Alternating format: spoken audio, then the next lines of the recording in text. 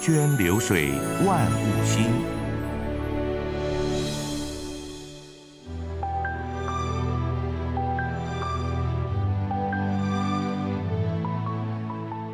那台湾因为伊的所有的地理条件都是，伊这是长形的，长形的伊这山足悬，这河川足短，所以伊的这水的储水能力比较少一点，所以呢，咱一定爱农田水利来改这个平地啊，来改灌溉，这爱有农田水利来处理啊。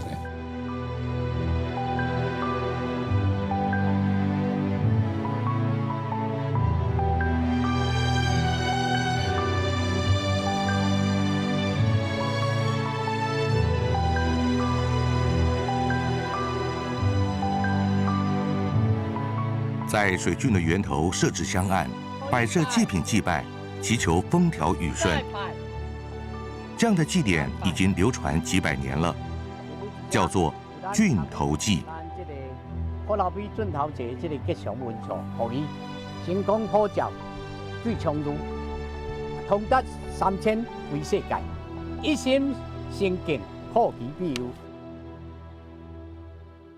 老祖先为了灌溉作物，运用智慧开凿水路，导引水源顺利地流向农田。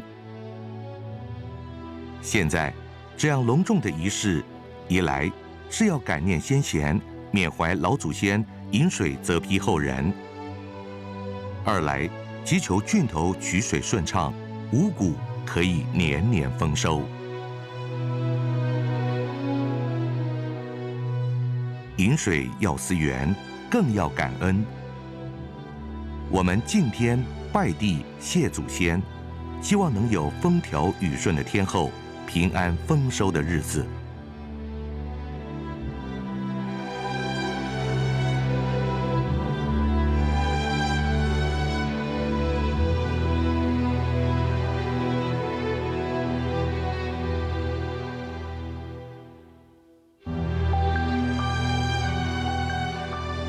这个水库对咱嘉南平原灌溉影响足济啦。咱一寡迄个农田诶灌溉水稻啦，还是啥物，拢看咱这个乌山头水库咧灌溉安尼啦。自细汉，阮兜拢做事啦，当然是做事一定爱注意啊。以前有抢水，怎么抢法呢？就是比较干旱的时候，水量比较少的时候，农民就会去抢水。我们抢水的那个被发现了，都会罚钱的。水源供应充足稳定，作物才能丰收。当郡头拦不到水，水源水量无法供应足够的灌溉需求时，就会引发农民争水、抢水。在少雨的季节里，农民担心作物来不及喝到水而枯死，会私下堵住其他农田的进水口，好让水流到自家的田里。许多引不到水的农民就会利用黑夜到水郡边，把别人拦堵的水放掉，引水进入自己的田中。因为经常上演着你堵我放、你放我拦的戏码，造成农民必须到田里顾水、寻水。甚至有时候，水被分配的时间刚好在半夜时分，农民就得彻夜守候，否则水很可能在睡梦中被人给偷走了。为了能够顺利灌溉，作息日夜颠倒，甚至农民间相互猜忌、争执，争水大战一触即发。当然，这些抢水纷争都随着政府改善饮水设施及灌溉水路后日渐减少，在有效的管理、公平的分配下，农民们多能适当的取水用水。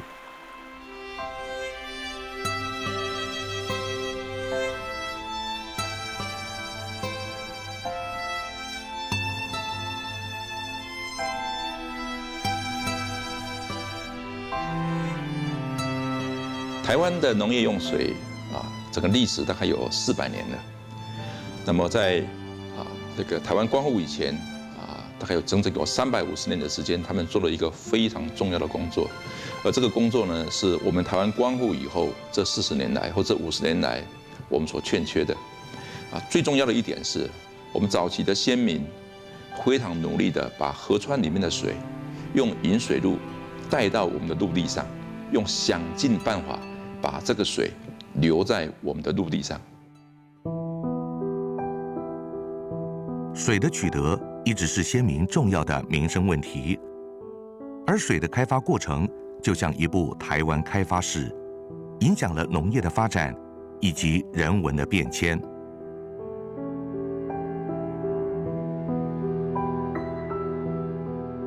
受到台湾独特的地理环境影响，自古以来先民就一直想办法引水、蓄水，进而灌水利用。汉人来到台湾前，原住民族就已了解灌溉取水的重要，只是当时没有动力机械和高科技的工具辅助。从水源的开发到水路的开凿，都需要大量人力。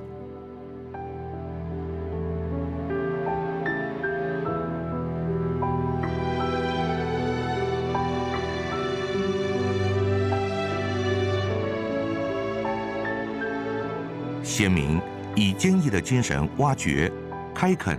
过程艰辛万分。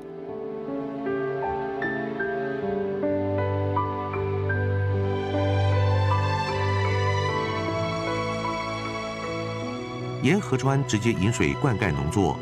是台湾最原始的取水方式，一直到了现在，仍然是相当普遍的代表性重要引水方式。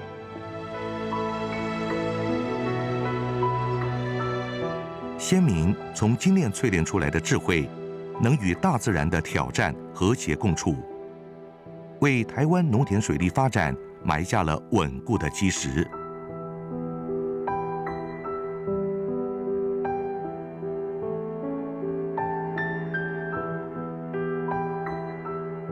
除了引河水开凿水郡，过去先民也利用天然洼地或开挖陂塘来储水。例如，散布于桃园地区的陂塘，不仅见证了祖先们的开发智慧，也孕育了丰富的自然生态。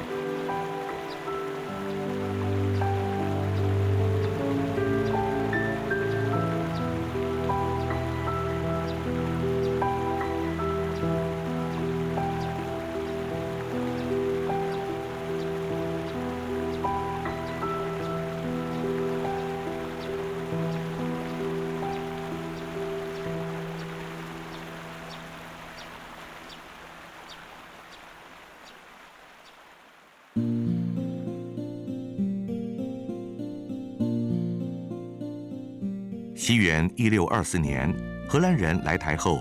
台湾开始出现稍具规模的蓄水设施，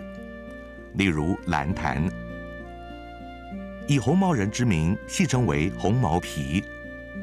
留下荷兰人在台湾走过的足迹。蓝潭截取巴掌溪的溪水灌溉农田，现在成了嘉义的重要蓄水库。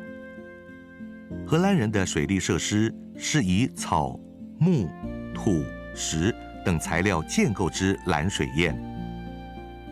在农田灌溉中发挥了实质作用，也为台湾的水利工法开启了相当宝贵的新业。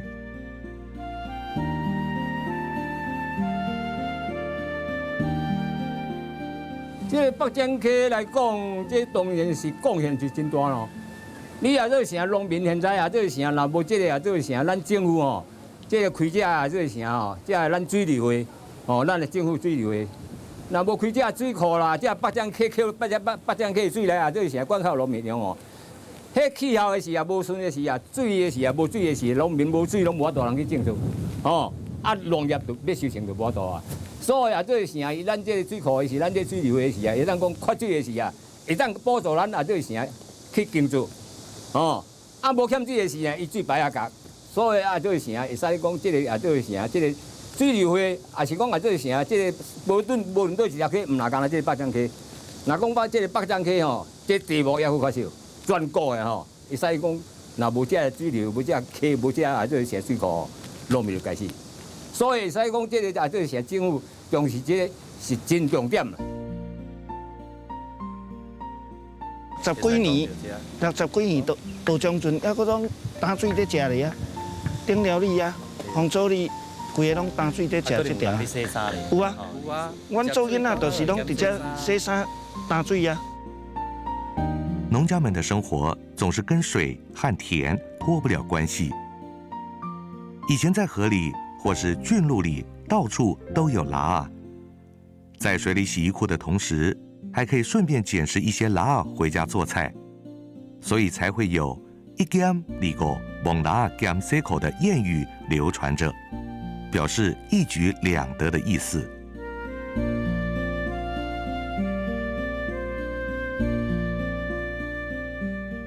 到了清代，大量汉人移民来到台湾，人口增加，拓垦面积自然也拓展开来。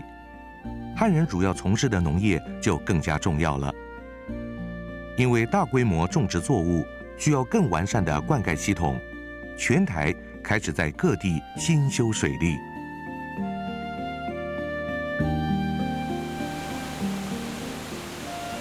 八宝郡是汉人落脚台湾后最早的大型水利灌溉设施，它原名叫施措郡，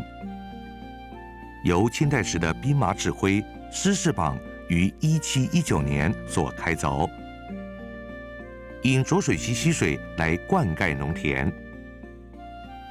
后来因为灌溉范围涵盖彰化13宝中的其中8宝，才地名为八宝郡，是清代全台最具代表性的一条水郡了。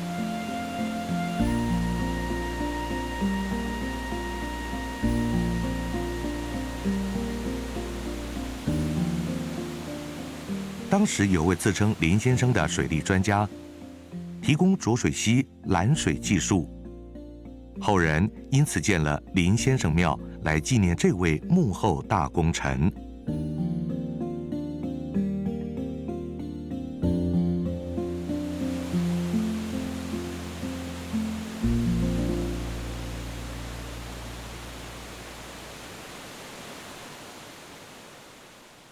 彰化县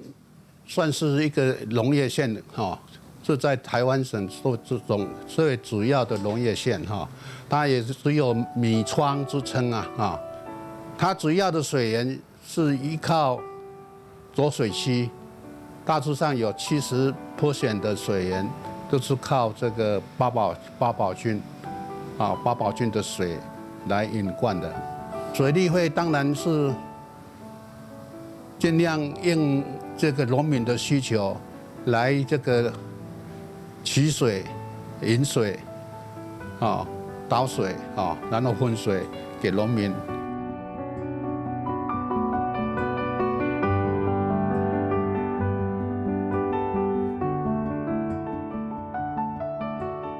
早期浊水溪经常泛滥成灾，而八宝郡能够引水灌溉彰化平原，加上多年累积的生产技术和经验，使荒地变为良田，对于彰化县的农业有极大的贡献，也造就了鹿港地区的繁荣。一府、二鹿、三艋舺的说法由此而来。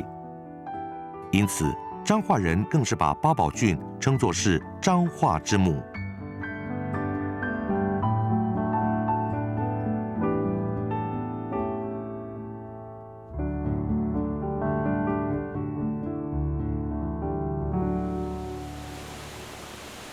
北部的代表水郡，则以1740年建造的刘公郡为主，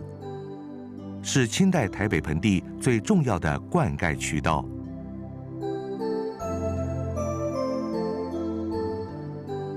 由郭其流父子在新店溪水源地凿郡引水，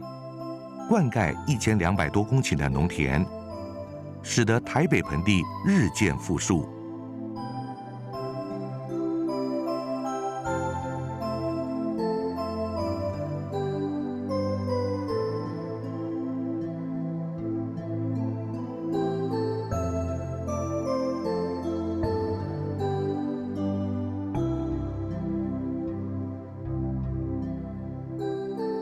郡路灌溉台北盆地，经过台湾大学试验农场后，分为许多小支流，促进公馆、古亭、大安地区的蓬勃发展。随着都市发展，台北许多农田都转变为住宅或工商用地。刘公郡因此配合都市计划，停止输水灌溉。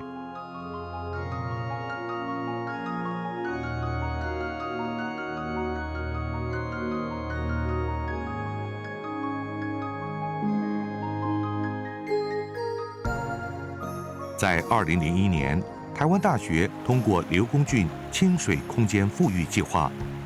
配合景观考量，将原先通过台大校区的郡路段完成富裕，重现刘公郡昔日风采。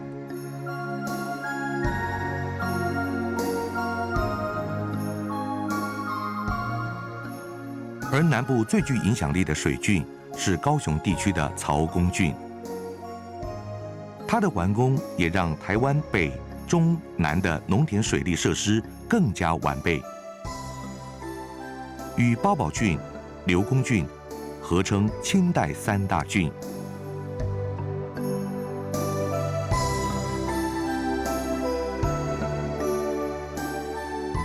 清代时的凤山县令曹景看到高雄地区水利设施不佳，农作物频频欠收，人民陷入生活困境。为了疏解旱象，在1838年着手规划农田水利建设，因高屏溪溪水开凿了曹公郡，灌溉范围几乎涵盖了大高雄地区所有农业精华区，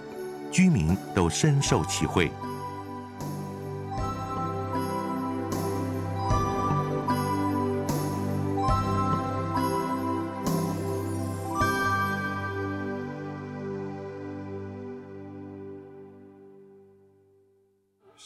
亲过来陪伊谈，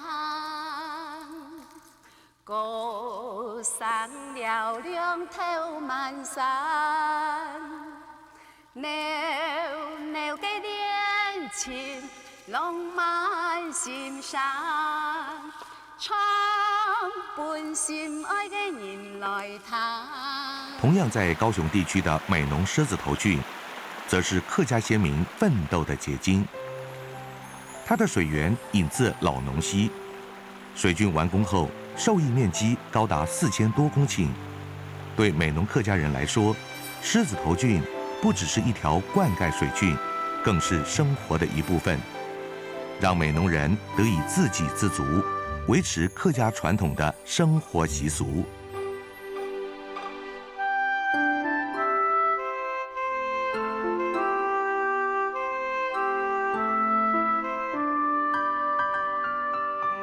除此之外，相当具有特色的还有苗栗地区的川龙郡。川龙郡是清代客家庄民刘真于1840年出资兴建，水源来自后龙溪，灌溉大约800多公顷的农田。后龙溪流域也因此有了相当完整的水利开发。为了追求更稳定的灌溉用水，客家民族们齐心克服了许多原先难以解决的问题，使得川龙郡成为苗栗一带灌溉水源的最大功臣。这也是公馆平原得以复沃的主因。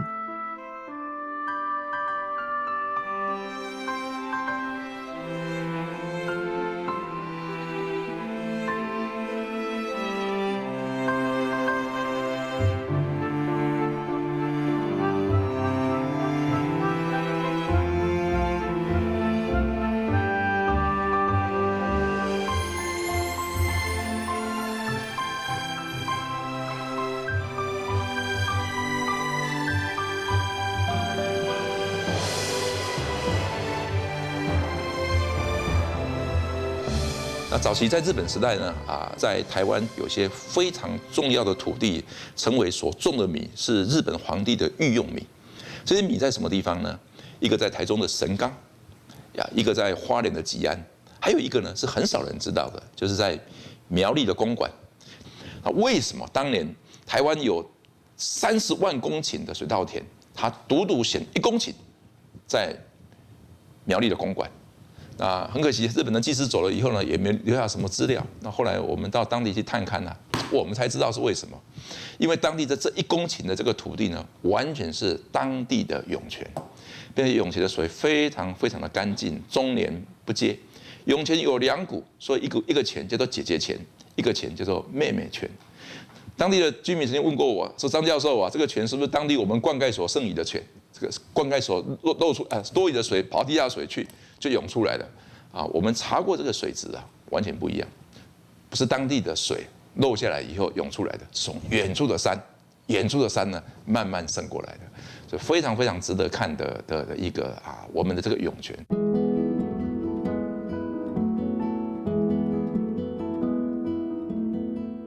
台南市的虎头埤水库拦截虎头溪，形成埤潭。这里因为山势形状好像老虎的头部耸立而得名，风景相当漂亮。它建于1846年，是为了灌溉农田而新修的水利建设，更是台湾第1座水库，成功克服了新竹工法上的障碍，供给500多公顷的农地水源，带动台南府城日渐繁荣。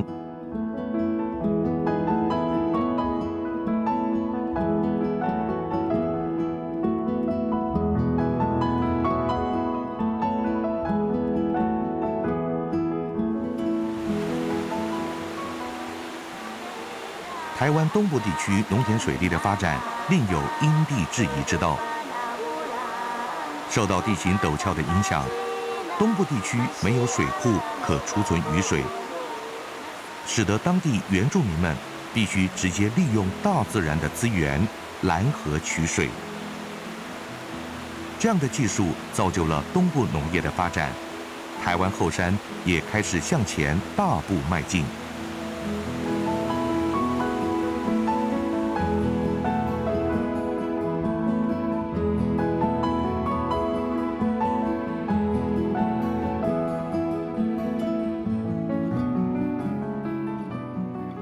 现在名闻遐迩的池上米和关山米，粒粒饱满又晶莹剔透，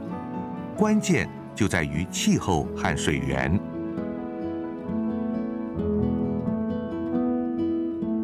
台东县2条重要的灌溉水郡，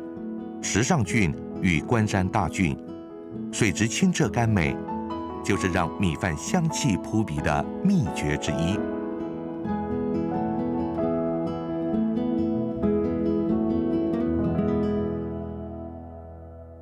要讲到咱这池上的水源啊，吼，咱在拄在中央山脉的讲起吼，咱这池上的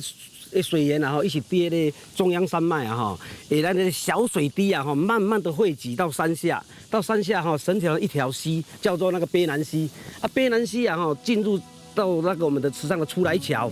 过后，吼，就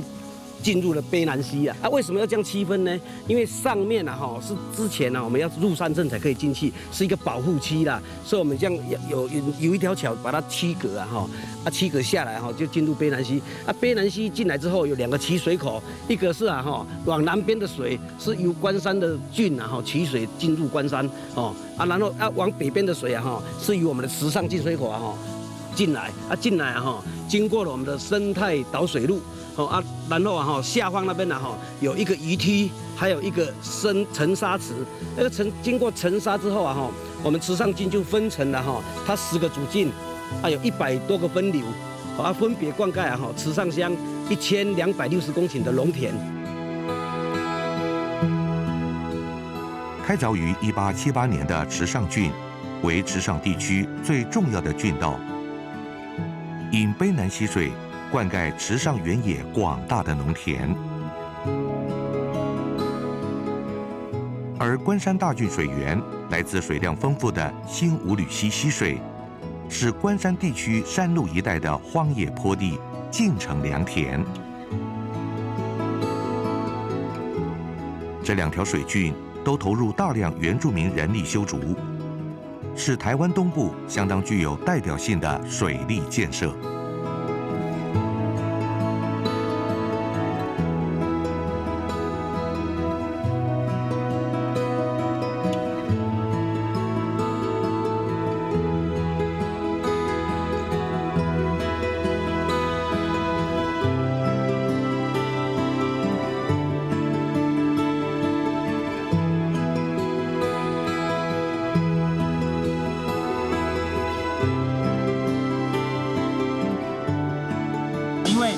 卑南溪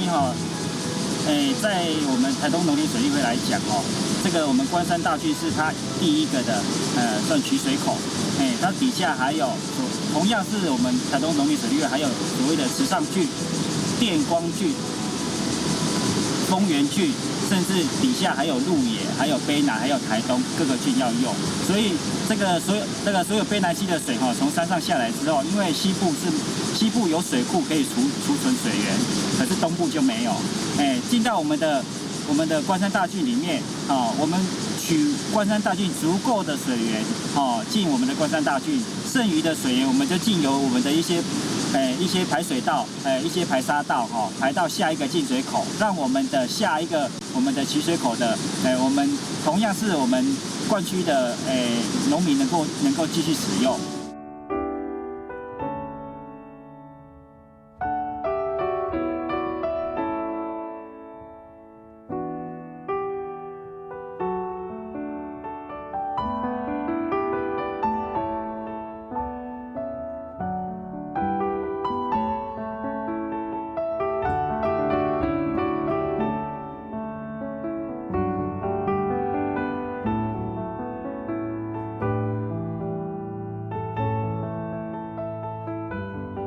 我来的时都有咱这个日本大船，这个水门日本时代到今嘛，安尼所以到现在多100年啊，所以咱这个保持水利会已经保持甲足好的，所以有咱这个水利会来照顾这个农民，实在是真大的帮助啦。讲到台湾农业用水的特征，它完全是就地取材，那么呢就势取水让水从高的地方往低的地方，然后呢就势取水，按着这个地形来取水，这是一个很重要的一个特点。那因着水呢是自高往低处流，因为这个水呢是本身所用的这些工程的方法都是就地取材，所以呢它就有个特点，它很容易跟当地的地景，很容易跟当地的文化，很容易跟当地的历史，很容易跟当地的人文的特征，甚至很容易跟当地的生物可以结合在一起。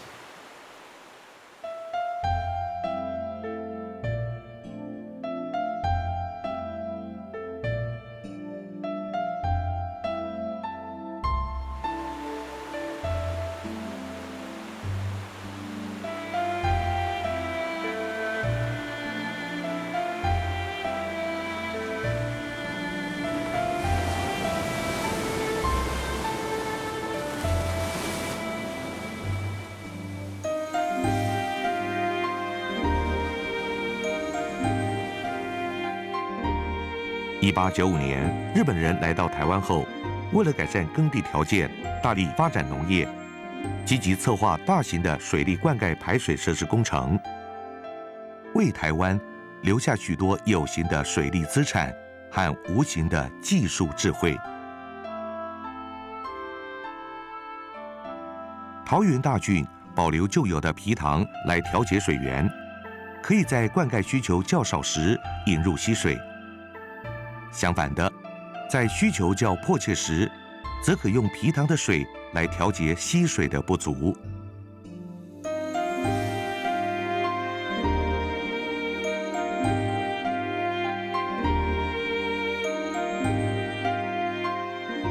在1928年桃园大郡完工启用后，台湾曾发生的重大旱灾中，灌溉区内的农田就比较不受影响，可见它对于大桃园地区的灌溉扮演了相当重要的角色。在桃园的陂塘在最早以前根据调查，差不多有1000个，这是全世界没有最特殊的，就是利用池塘灌溉，因为石门水利会的水有50%。是送到池塘，然后池塘干了随时来补过那个水田，所以池塘的面积很大，所以桃园池塘的灌溉，若是按日本人来看，全世界再找不到的地方。池塘啊，不单是帮助灌溉，对生态、对这个当地温度，池塘旁边的环境整理好，对景观一切都很好。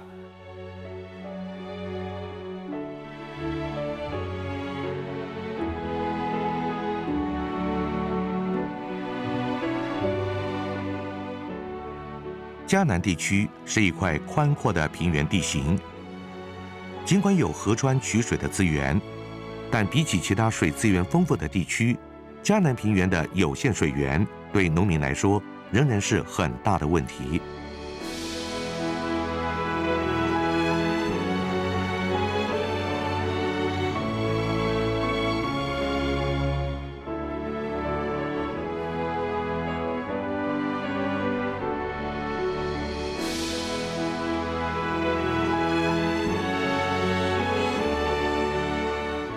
嘉南大郡是日本人在台时期最知名的水利建设，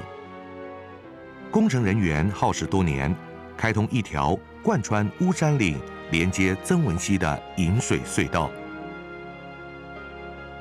最后并完成了总长1000多公里的灌溉郡路。不过，由于工程规模壮阔、施工艰巨，整个乌山头大坝和隧道工程有多位英雄壮烈殉职。我们要感谢所有不辞辛劳的英雄们，与这浩大工程拼斗了10年寒暑，终于在1930年让嘉南大郡这当时全台第一的水利设施顺利通水使用。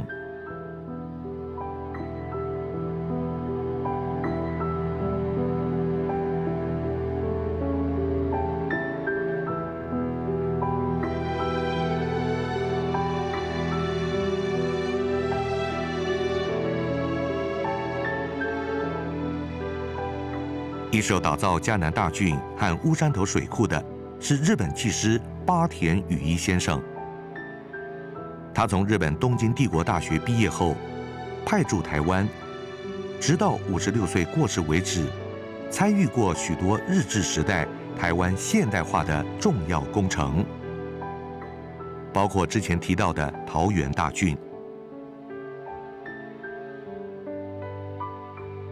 不过最重要的还是世界首屈一指的乌山头水库大工程。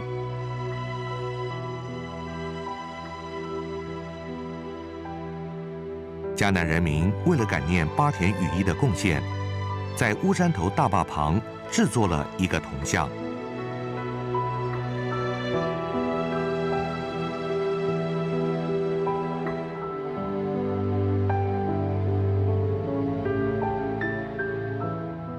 每年5月8日，八田羽一的忌日，农田水利会都会在乌山头水库八田冢前举行追思会，追悼伟大的工程英雄。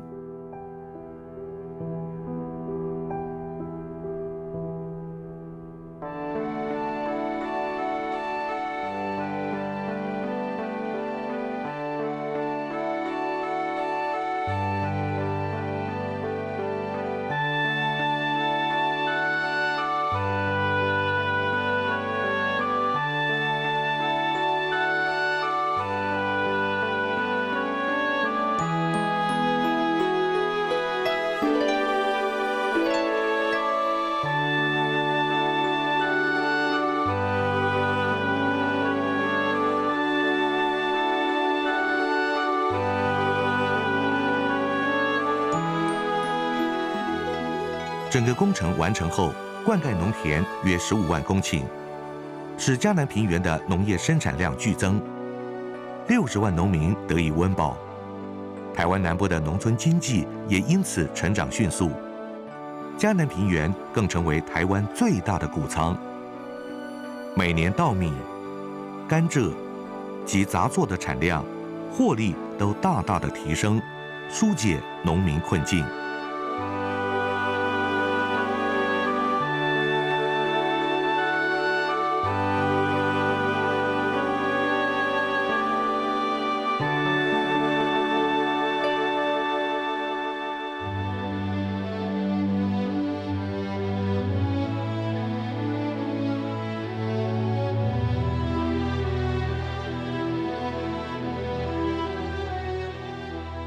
1932年完工的白冷郡，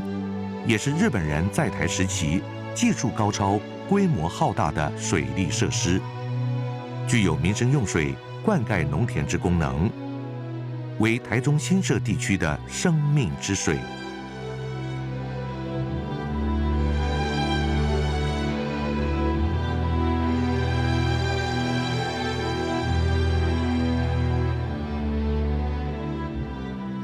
白冷郡的建造并不频繁，每当碰上山峰和溪谷，就必须逢山凿洞、遇水架桥，与平原地区的水郡有极大的差异，是台湾农田水利史中一个极其重要的设施。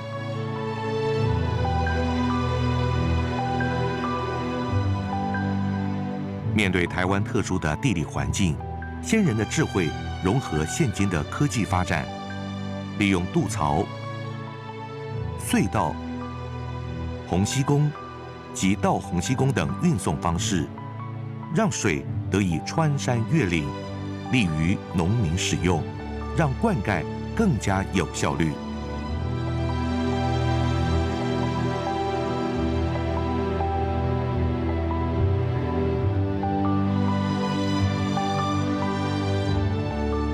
2次世界大战后，台湾农田水利设施遭受到不同程度的破坏。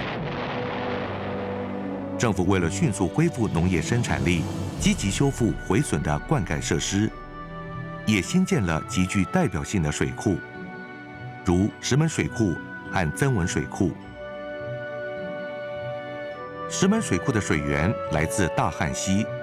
是台湾于1956年新建的第一座多功能水库。具有灌溉、发电、给水、防洪、观光等效益。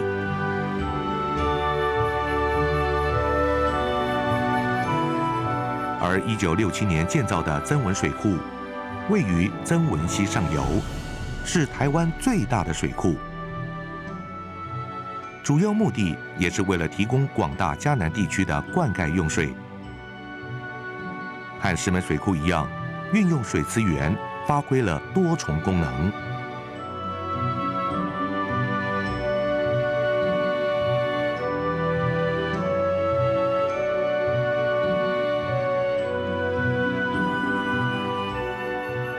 现在的水不再局限于生产用途，例如利用水力进行发电，便是透过水库与送水口处落差，以水的位能产生动力，然后转动发电机来发电，让本来仅提供农业灌溉使用的水源达到2种功效，成为来自大自然的无污染资源。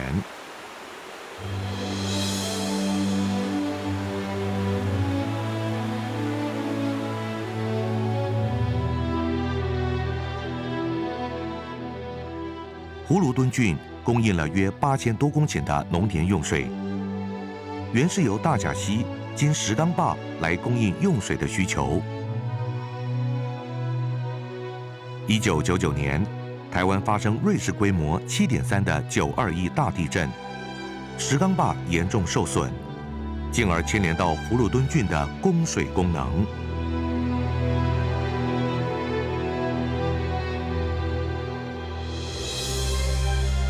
农田水利会会同相关单位紧急重建八宝郡的通水措施，担任引水的角色，积极修复石冈坝，发挥农田水利会多样化的功能，使得葫芦墩郡对于大台中地区的灌溉效益再次重现，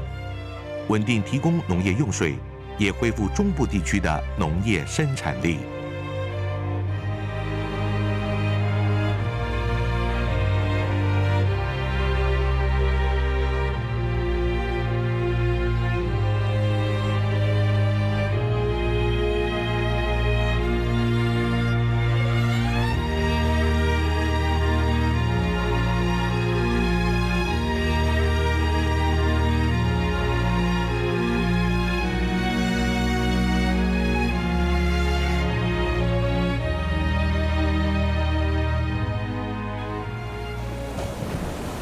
21世纪，全球将面临粮食不足与气候变迁所造成的水灾、旱灾频率增加之困境。对于未来农业发展而言，会是个严峻的挑战。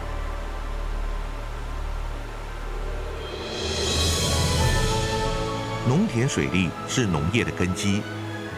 成就了台湾的水田农业，更是推动安全、健康农业最重要的基石。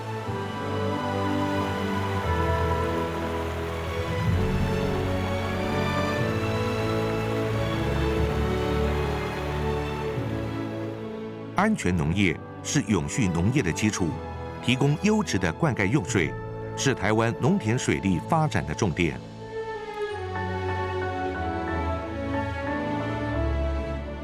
为了降低灌溉水质受污染的风险，推动灌排分离，强化灌溉水质监测与预警系统，加强水污染源管制及辅导措施，确保农产品生产安全，是农田水利会的重大使命。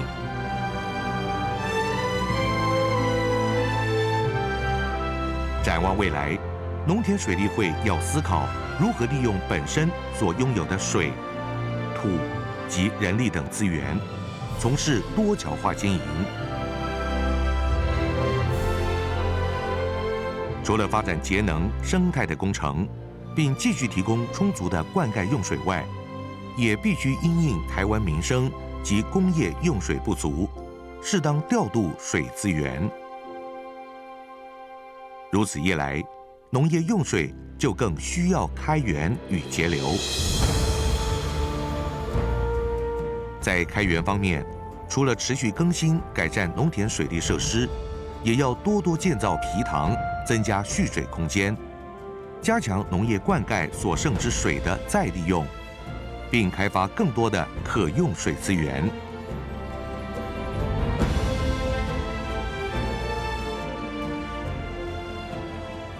而在节流方面，则可加强农田水利会的用水管理措施，全面设置自动化管理系统，并推广省水的喷灌、滴灌等灌溉系统，提高灌溉效率。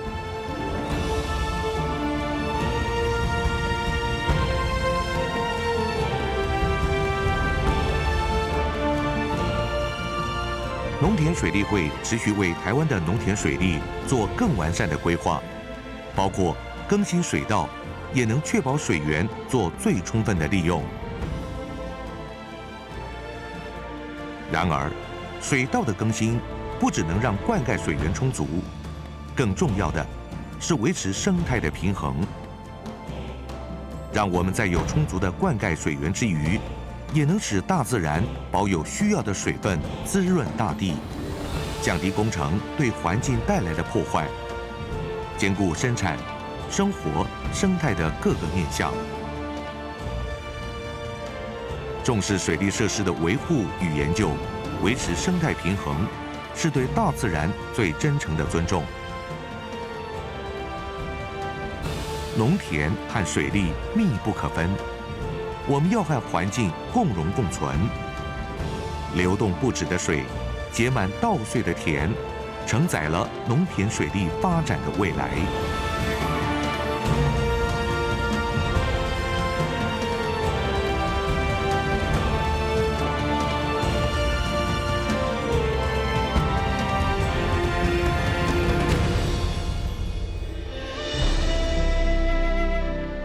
各个阶段来台在台的族群，都曾经为台湾农田水利打拼过，在同一块土地耕耘，在同一片天空下共同努力，一起分享甜美的果实，也巧妙地促进族群大融合。我们要懂得饮水思源，珍惜前人的付出和成果，继续为台湾尽一分心力，携手迎向更美好的未来。